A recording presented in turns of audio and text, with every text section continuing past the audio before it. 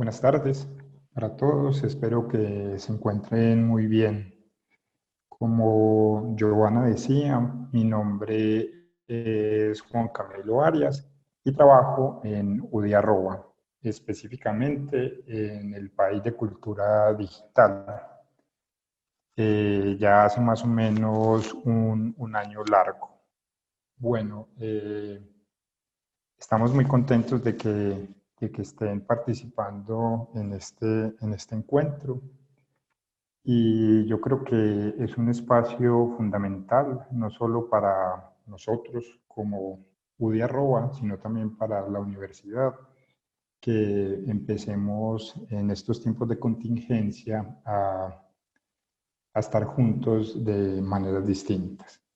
Entonces, muchas gracias por asistir a este encuentro.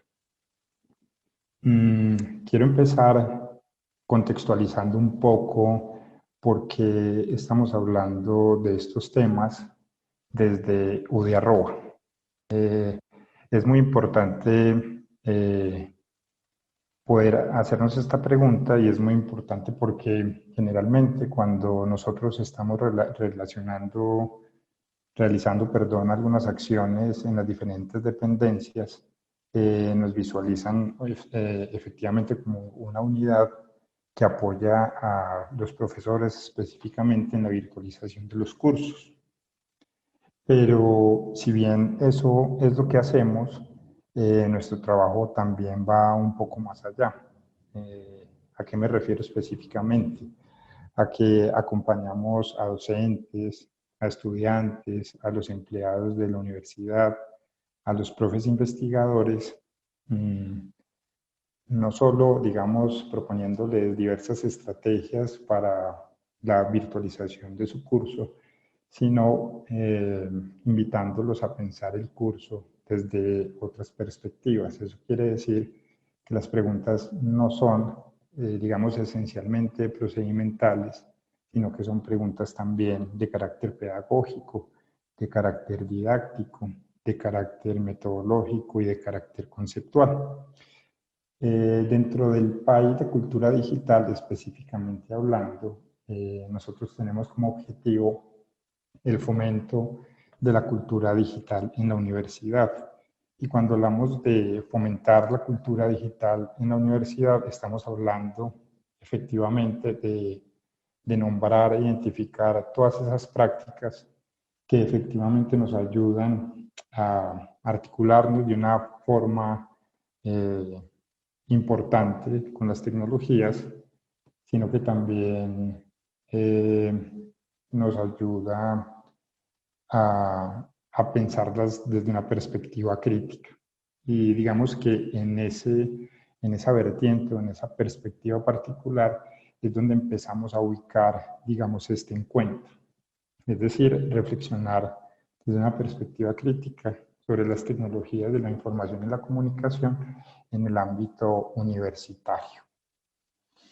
Ahora bien, una de las estrategias que UDI Arroba tiene, y específicamente el país de cultura digital, es el desarrollo de múltiples acciones que podríamos decir que están destinadas a fomentar diversas reflexiones en torno al uso de las tecnologías de la información y la comunicación en las prácticas cotidianas de los seres humanos, específicamente en esos públicos que mencionaba anteriormente, que son los estudiantes, los docentes, los investigadores y los empleados de la universidad. También incluso en muchas de las acciones que desarrollamos queremos también vincular a los aspirantes que están, digamos, en proceso de ingreso a la universidad, porque nos parece que es un público muy importante que también como universidad debemos tener en cuenta. Entonces, en ese contexto, tenemos una estrategia que se llama ética, ¿sí? Y en esa estrategia, desde el PAI de Cultura Digital, consideramos que la pregunta por el ejercicio ético, entendido como ese quehacer que nos permite revisar las prácticas más pertinentes para vivir lo mejor posible, puede posibilitar en el marco de UDI Arroba diferentes escenarios de diálogo para resignificar sus posibilidades en el seno de una sociedad que, en palabras de Byung-Chul Han, puede entenderse como una sociedad de la transparencia. Muy bien, digamos que situado ya este encuentro como en ese escenario, quisiéramos entonces entrar en materia. Podemos poner entonces la primera diapositiva. Vamos a ver entonces que el nombre o la denominación que quisimos proponer para este espacio es la de intimidad y confinamiento.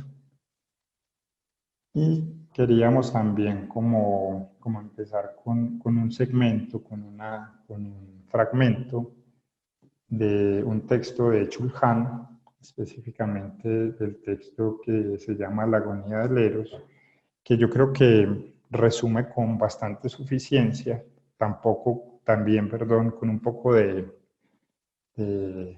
profundidad conceptual, lo que queremos abordar en este espacio de conversación. Entonces dice Chul Han lo siguiente: el Eros hace posible una experiencia del otro en su alteridad, que saca al uno de su infierno narcisista. El Eros pone en marcha un voluntario desreconocimiento de sí mismo, un voluntario vaciamiento de sí mismo. ¿Por qué nos parece importante iniciar esta reflexión con este fragmento? Porque curiosamente para Chul Han, en este libro particular, el amor es precisamente ese fenómeno, ese sentimiento que hace que el individuo o que los seres humanos empiecen a salir como de esa zona de confort o de ese infierno narcisista, como él lo llama, en busca del otro. Y en esa búsqueda, el yo, ¿cierto? Inicia un proceso de desreconocimiento y de vaciamiento de sí mismo. Y hacia allá queremos enfocar entonces nuestra charla. ¿Cuál es como el objetivo ya más temático, si se quiere? Es el siguiente: resignificar el ejercicio ético a través de una serie de reflexiones alrededor de la intimidad como una posibilidad para reconocernos en el marco de una situación límite como la que nos convoca. En estos momentos en los que estamos todos, digamos, reflexionando y habitando, la pregunta por la intimidad es una pregunta frecuente. Y es una pregunta frecuente porque pese a que estamos conectados con todos y que en ocasiones estamos trabajando más de lo habitual, esa intimidad se fragmenta y también, digamos que en palabras de Chul Han, se desnuda. Y ese era precisamente el propósito, o es el propósito de esta charla: empezar a resignificar el ejercicio ético desde esa pregunta por ese espacio profundo de cada uno de nosotros. Entonces, ¿por qué trabajar estos conceptos? ¿Por qué trabajar intimidad y confinamiento? En primer lugar, porque son conceptos llamativos y quizá estos conceptos iban a generar cierta expectativa en los posibles participantes.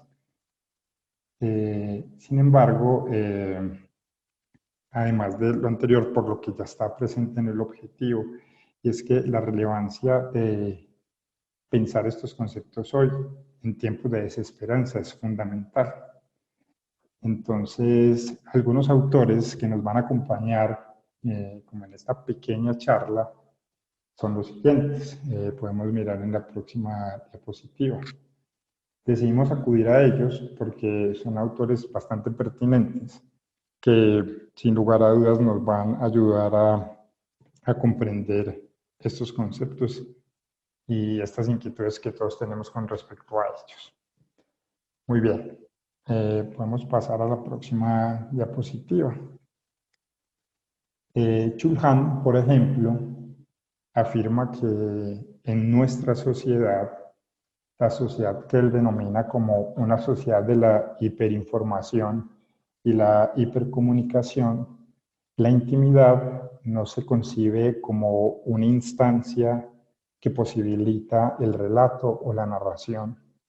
Esto es muy importante y posteriormente lo vamos a desarrollar, pero quiero que quede como muy presente. Es decir, la intimidad en este momento no es ese elemento que nos posibilita entrar en diálogo con un relato o con una narrativa. Por el contrario, continúa Chulhan, la intimidad o las prácticas asociadas a la intimidad anulan por completo la distancia necesaria con el otro y con esto toda la confianza mutua. Digamos que al escuchar una afirmación como la que acabo de decir, que proviene de este autor coreano que estoy mencionando, uno empieza a preguntarse cómo así, la intimidad no es ese espacio, no es ese espacio solitario, ese espacio de reflexión individual donde estamos solos y donde estamos, digamos, solo con nosotros mismos. Chulhan problematiza mucho ese aspecto y dice que precisamente comprender la intimidad desde esa perspectiva es comprenderla, digamos, erróneamente, por denominarlo de alguna manera. Además de lo anterior, la sociedad de la transparencia determina obligatoriamente el confinamiento, y no en términos circunstanciales, como lo estamos viviendo hoy, sino por el contrario, como un imperativo ético, es decir, como una orden o una imposición quizás tácita de comportamiento. El confinamiento no solo es estar encerrado en términos, digamos, fácticos, sino que estar encerrados metafóricamente también implica como una potencia, ¿cierto? Es decir, esa distancia necesaria a la que habla Chulhan con respecto a los otros, es necesario mantenerla para que lo que estemos exponiendo en el afuera, a través de los diferentes medios, no sea un derramamiento de intimidades arbitrario y superfluo. Ahora bien, ¿a dónde queremos llegar cuando afirmamos que en esta sociedad la intimidad no se comprende como una instancia para la narración? Y digamos que para responder esta pregunta queremos acudir a Jorge La Rosa, quien afirma que solo en la interpretación narrativa de nuestras vidas, cada uno de nosotros puede empezar a comprender quién ha sido y quién puede ser. Y en esas interpretaciones narrativas de nuestras vidas, nos entregamos a experiencias múltiples que en ese ejercicio de interpretación o en ese ejercicio hermenéutico nos hacen posible diversas transformaciones. Tanto así que al interpretar narrativamente nuestras vidas, a veces desconocemos ese protagonista que está detrás de esas experiencias y a veces nos encontramos otros. Podemos pasar a la siguiente diapositiva. Es entonces en ese narrarnos a nosotros mismos, según La Rosa, que logramos construir como seres particulares y en perspectiva histórica algunos residuos de nuestra intimidad. Entonces, en ese espacio íntimo que logramos más o menos definir a través de la actividad narrativa, siempre se cruza esa interpretación con otras rutas narrativas que interfieren en nuestra trama y que la enriquecen desde múltiples perspectivas y direcciones. Y estos encuentros narrativos no son más que la presencia de los otros y su potencial nivel de afectación de nuestra identidad. En esa trenza narrativa que al interpretarse niega muchas veces lo que podríamos considerar inamovible de nosotros mismos, es precisamente lo que la sociedad descrita por Chulhan deshace en aras de emerger y conservar el infierno del igual. Y este infierno del igual es precisamente esa intimidad transparente, desnuda, confesada, expuesta, pornográfica y sin lugar para el ritual, la ceremonia, los acontecimientos y las experiencias. En síntesis, y parafraseando a Chulhan,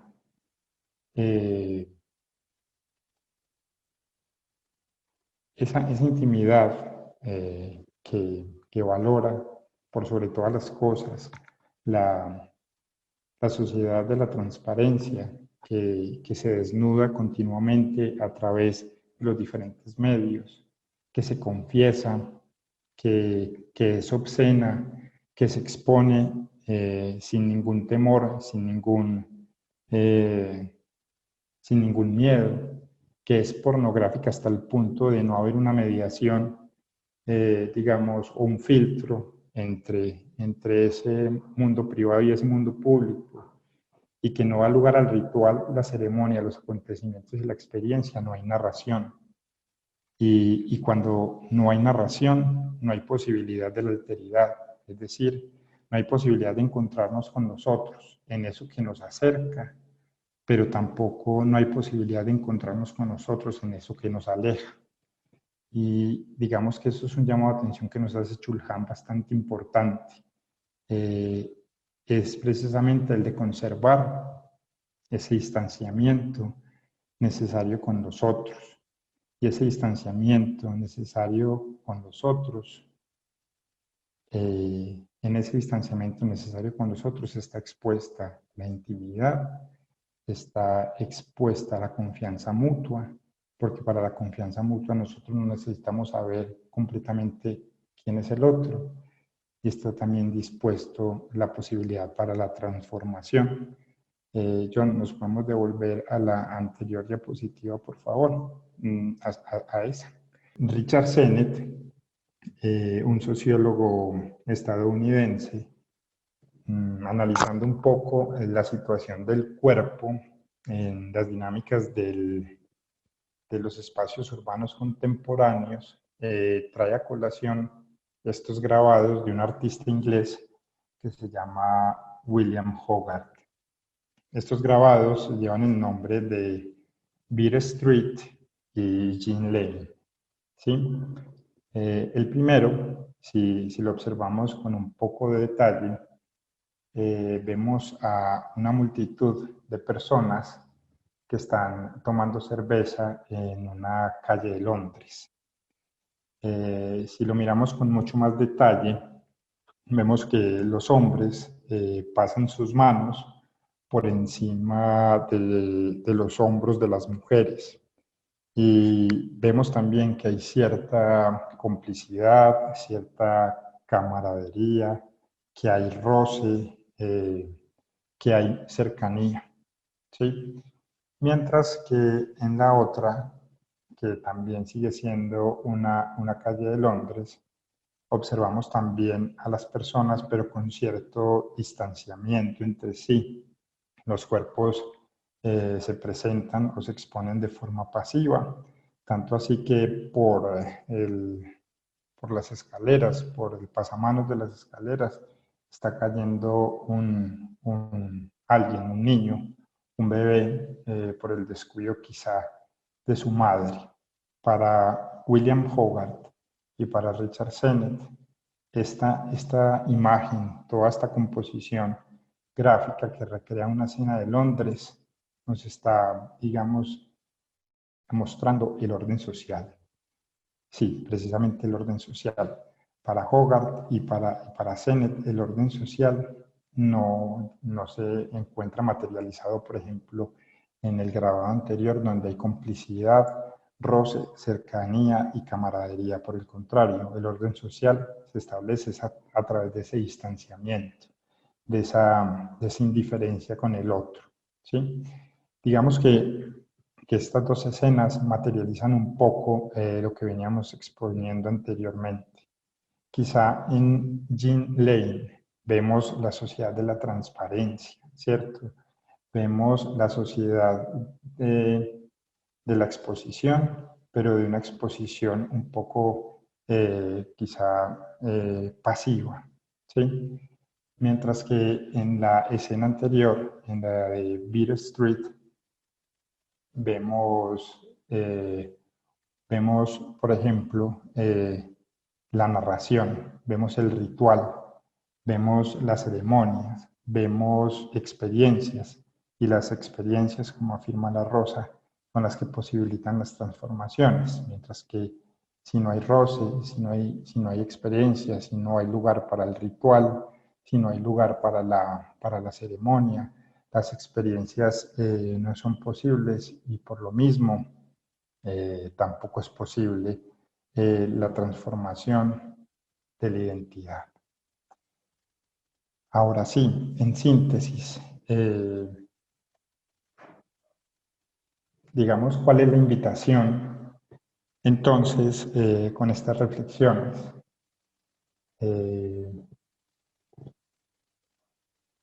y quiero traer a colación lo que mencionaba al principio, la invitación es problematizar nuestros espacios de intimidad y confinamiento, entendiendo este último, el de confinamiento, como un episodio circunstancial y no como una decisión determinada por nuestras prácticas en la sociedad de la transparencia, en donde el lugar de lo público que veíamos en Beat Street, que es el lugar del encuentro para la emergencia de las acciones conjuntas y de las esperanzas, se da el paso a la exposición de intimidades desnarrativizadas. Entonces, digamos que con estas pequeñas reflexiones queríamos empezar también a darle un poco de forma a estas reflexiones de carácter ético que vamos a empezar también a hacer llegar a todos ustedes a través de UDI Arroba y principalmente el país de cultura digital. Me gustaría entonces, como es un espacio de conversación, es un espacio de intercambio de saberes y de experiencias, que abramos entonces un espacio para la conversación. Tenemos una primera pregunta, Cami, dice que si tienen de pronto algún ejemplo, si tienes de pronto algún ejemplo del tema un poco más contextualizado. Bueno, no entiendo muy bien la pregunta, pero vamos a tratar de comprenderla entre todos. Un ejemplo de este tema mucho más contextualizado. Entonces vamos a retomar como las palabras que conforman esta charla, que son intimidad y confinamiento, ¿sí? Entonces, cuando hablamos de intimidad, estamos hablando de ese espacio de nosotros que se configura a través, efectivamente, de la presencia de los demás, pese a que es un espacio, digamos, cercado por nuestra piel y por nuestras pasiones. Es un espacio que se configura a través de la presencia de los demás. Y estamos hablando del confinamiento desde una perspectiva circunstancial por lo que nos está pasando hoy en día, pero también desde una perspectiva, digamos, desde Chulhan, que propicia precisamente la exposición de esas intimidades. Entonces, creería yo que un ejemplo más concreto de la intimidad y el confinamiento es que en estos momentos de coyuntura,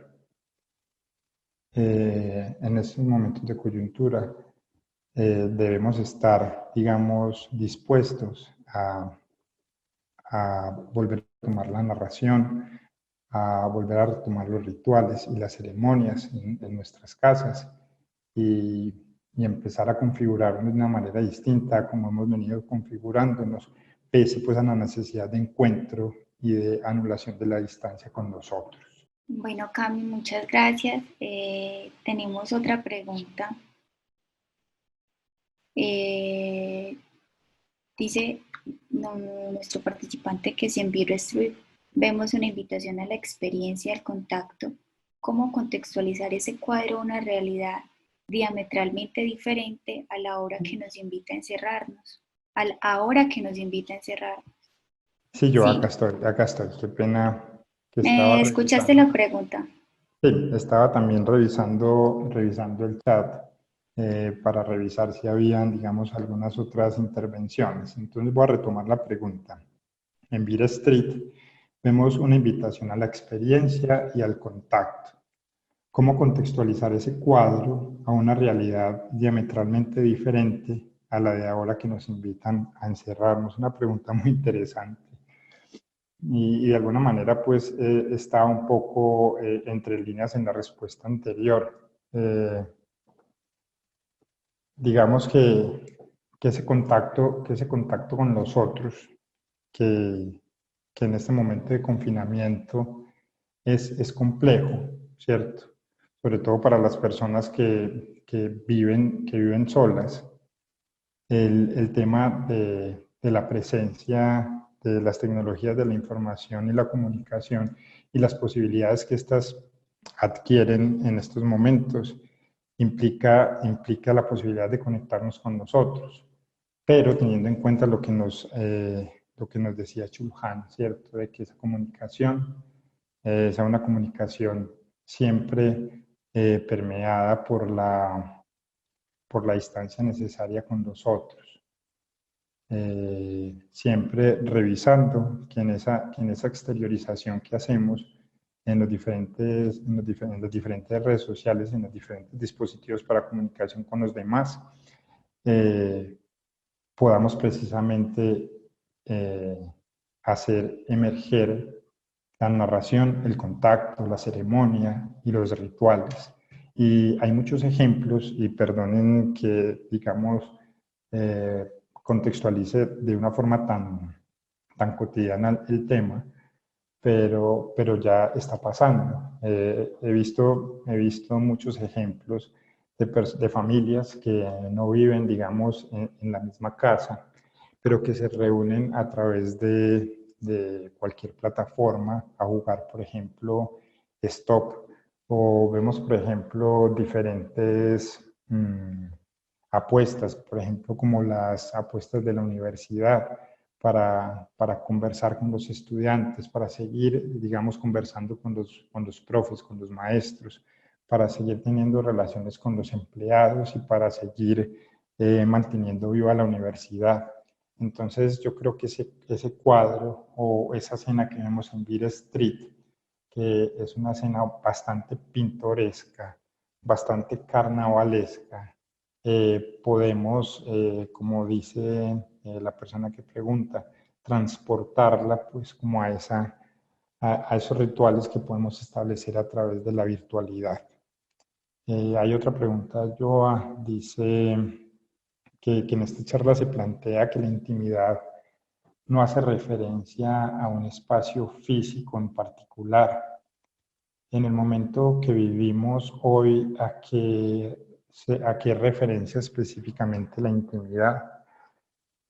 Es una pregunta también muy interesante. Efectivamente, la intimidad necesariamente se relaciona con un espacio físico, más bien es como un espacio psicológico, por decirlo de otra forma, un espacio más bien de experiencia con uno mismo. Y, y hoy digamos que esa posibilidad, porque también podemos comprenderlo como una posibilidad que nos está ofreciendo las dinámicas del mundo contemporáneo, es que volvamos a interpretarnos narrativamente, ¿cierto? Como decía la Rosa. Y en ese interpretarnos narrativamente, creo que podemos empezar a descubrirnos desde otros puntos de vista. Ahorita quizá todo está muy en silencio. Ahorita la gente está como en sus espacios privados y quizá ese silencio y como esa falta de contacto presencial, esa falta de contacto físico nos deja también un espacio para la reflexión individual, ¿cierto? que esa reflexión individual debe de todas formas plantear una nueva forma de comprender el mundo cuando esta situación de desesperanza y de confinamiento termine. Hay otra pregunta, Joa, y es la siguiente: ¿cómo el confinamiento se puede llevar a la adolescencia? Bueno, no entiendo muy bien la pregunta. No sé si es posible que la persona que hace la pregunta, Joa, pueda ampliarnos un poco más. Y de Eh, pronto, como que- Margot, le podemos habilitar el micrófono si nos lo permite para que haga la pregunta directamente. Margot, tienes el micrófono activado por si estás interesada en hacer la pregunta de manera en vivo. bueno, voy a tratar un poco como de, sí, mientras Margot ¿Aló? puede. Margot, te ¿Sí me escuchamos. escuchas? Sí, Primero, felicitarte, me interesa mucho el tema, pero me preocupa cómo ese confinamiento te puede llevar a la adolescencia. O sea, nosotros vivimos con unos adolescentes que, digamos, en términos nuestros, una rebeldía, entre comillas, pero rebeldía entendida porque quieren vivir su mundo, vivir sus propias experiencias eh, sin que nadie les cuestione. Entonces, ¿cómo este confinamiento le puede servir a ellos para que entiendan un poco su adolescencia o que comprendan o se comprendan en su adolescencia? ok, Margot. Es una pregunta muy interesante, muy importante también para el momento que estamos viviendo, porque Sí, definitivamente es un fenómeno con el que muchas familias se están topando, ¿sí? sí, Y digamos que es un fenómeno que la universidad no necesariamente ha tenido como muy en cuenta digamos, para abordar académicamente, conceptualmente y vitalmente a través de las diferentes apuestas formativas que tiene la claro. universidad. Sí, te voy a hablar de una anécdota, no sé si esa anécdota responda a la pregunta, probablemente no, pero pues nos ayuda a pensar en otras preguntas que puedan ayudarnos y quizá tener otras respuestas. Para este mismo componente estamos pensando con otros profes, específicamente de la Facultad de Educación y de la Facultad de Bibliotecología, unas estrategias para conversar precisamente con los jóvenes sobre todo el impacto que están teniendo las tecnologías de la información y la comunicación en sus vidas. Sí. Y un aspecto que señalaba uno de los profes que está con nosotros, pues pensando estas reflexiones, es que muchas veces esas reflexiones y esas interpretaciones narrativas que se gestan al interior de cada uno de los seres humanos en la intimidad, eh, casi nunca tienen un filtro de la esfera privada. ¿Sí? Y cuando hablo de la esfera privada, estoy hablando como de la esfera más próxima a esa esfera íntima. ¿Sí? Y estoy hablando de la familia, estoy hablando pues como de los núcleos o de los centros de apoyo más cercanos que tenga esa persona en particular. Y digamos que esas interpretaciones narrativas que, como decíamos ahorita, pueden llevar a las personas a comprenderse otras cuando están haciendo esa interpretación, cuando se están comprendiendo a sí mismos desde una perspectiva histórica y cuando están recurriendo como a su pasado para comprender su presente, muchas veces no pasan por esa mediación de la familia o por esa mediación de los amigos o por esa mediación, digamos, de la escuela o de la universidad y van a situarse en la esfera pública, ¿cierto? Y la esfera pública, que es Sí. la esfera donde nos encontramos para construir conjuntamente, es decir, para encontrar esperanzas a las coyunturas que han sido, digamos, históricas o que son también coyunturas momentáneas, no existe. Y cuando esa intimidad que se desnuda en esa esfera pública, como dice Chulhan, se exhibe sin filtro, se exhibe incluso pornográficamente, pero no estoy aludiendo pues a ninguna acepción sexual con este término, sino pues a ninguna mediación, es donde quizá esas intimidades empiezan a ser fisuradas y fracturadas como precisamente por esa dinámica de lo público, ¿sí? Entonces, digamos que en este momento como como de pausa, que para muchas personas ha sido, digamos, un momento importante, para otras un momento coyuntural en términos económicos, en términos políticos, en términos sociales, puede ser también como un escenario para retomar, para volver a construir la historia, para volver a reconocernos en esa trama narrativa que nos antecede y poder, digamos, salir a la luz después siendo otros, pero siendo otros críticamente, ¿sí? Entonces, quizá esa mediación de... Ese es el punto interesante. ¿Cómo hacer ese adolescente crítico siendo ellos? Ese es el ejercicio interesante. ¿Cómo hacerlo? Pues creería yo que una de esas opciones es a través de la mediación de ese núcleo privado, ¿cierto?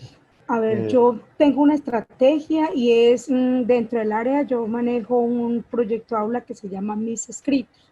O sea, yo pretendo que ellos ahí sean ellos, que escriban lo que quieran, cuando quieran, como quieran, pero que escriban, porque siento que es la manera de hacerlos auténticos. No sé si voy por el camino bien o el equivocado, no sé. Pues Margot, yo no sabría decirte si ese es el camino pues más apropiado, menos o lo contrario, pero yo creo que la escritura siempre va a ser pues una opción importante para esos reconocimientos y para volver a encontrar hacer visibles esas rutas narrativas, ¿cierto? Entonces yo Sí, creería que es una buena ruta de acción, sin sí. conocer Ah, pues bien. en conjunto o con detalle lo que estás haciendo. Quisiera pasar entonces a la otra pregunta. Dice, buenas tardes, tengo una pregunta. Actualmente el confinamiento en el que por obligación estamos puede ser más llevadero gracias a las tecnologías de la información y la comunicación. Debido a esto, las redes se están viendo muy congestionadas. Si llegasen a fallar y viendo la dependencia que actualmente tenemos de estas, ¿qué tipo de problemas podría traer a las personas y cómo afrontarlo? Gracias. Es una pregunta muy importante porque ese problema que se está manifestando ahora con el uso del Internet, por ejemplo, en algún momento va a flaquear, ¿cierto? Porque todos estamos haciendo uso de, de esta herramienta. Entonces, ¿qué hacer? ¿Cierto? ¿Qué hacer como cuando esto pasa? Es una pregunta muy difícil de responder. Quizás yo volvería a retomar lo que le estaba respondiendo a Margot. Eh, en el caso pues de que haya posibilidades, porque hay personas que viven absolutamente solas, ¿cierto? Y digamos que la mediación o la presencia de los otros en esa soledad es mucho más compleja, bastante compleja. Entonces yo creería que en estos momentos de confinamiento, de aislamiento, incluso de soledad, y cuando las tecnologías, cuando las herramientas que nos permiten que esas tecnologías se desarrollen en diferentes lugares colapsen, eh, no queda otra, ¿cierto?, que volver a retomar esa, esa interpretación narrativa de nosotros mismos. Es una respuesta muy sutil, pues, pero no sería capaz de responderla desde pues, con ese nivel de detalle. Creo que podría ser eso, ¿cierto? Que la escritura podría ser una opción, que esa interpretación narrativa de nuestras vidas puede ser una opción, que la mediación de la esfera privada puede ser una opción a falta de las otras, ¿cierto? La otra pregunta es la siguiente.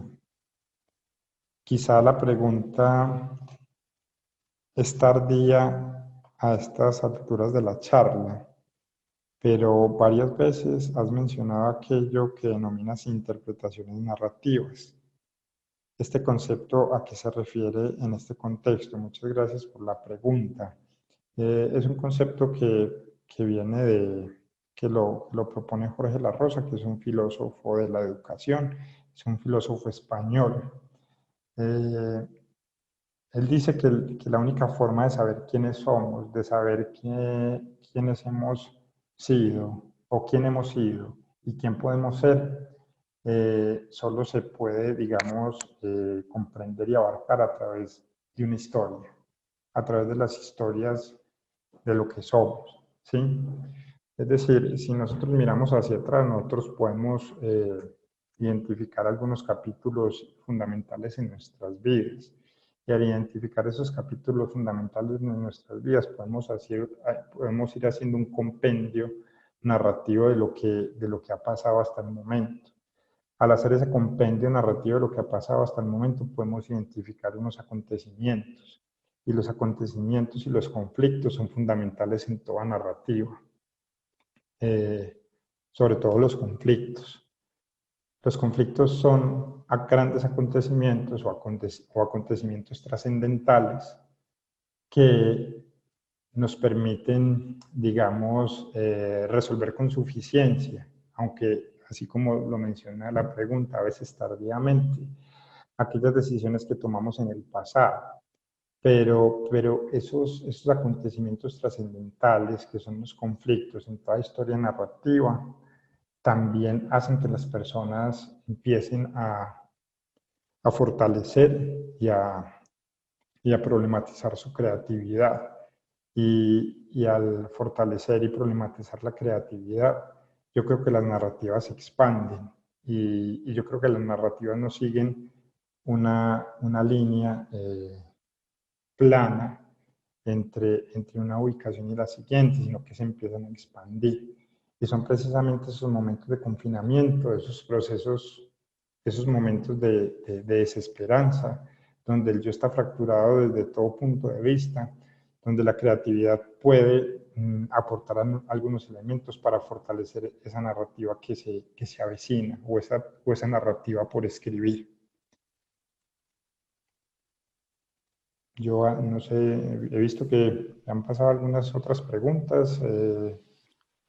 Sí, aquí tengo otro comentario, o no sé si es un comentario o una pregunta de la profesora Dora Liliana Gutiérrez, que dice: buenas tardes.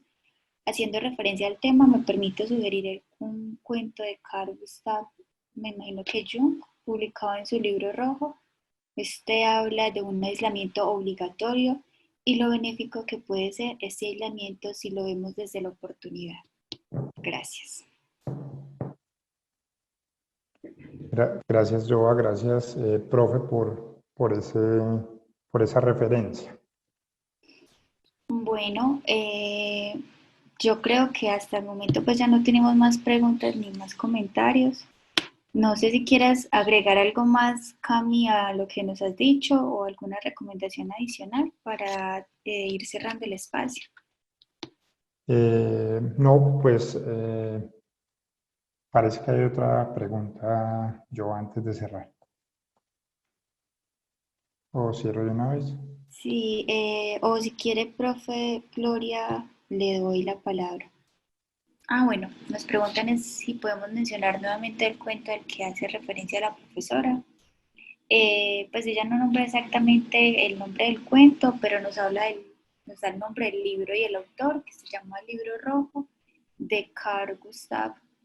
Ese libro es del Carl Gustav Jung. Entonces, por si quiere tomar nota, profe, igual le voy a poner el mensajito escrito para que lo tenga. Y, bueno, ya la profesora Gloria escribió. Dice: ¿crees que este confinamiento en un acercamiento a la nueva era de la revolución industrial? Sí. pero no el confinamiento circunstancial. Hago como esa claridad. No sé si es preciso lo que estoy diciendo, pero voy a tratar de volver sobre la pregunta y sobre mi respuesta. Eh,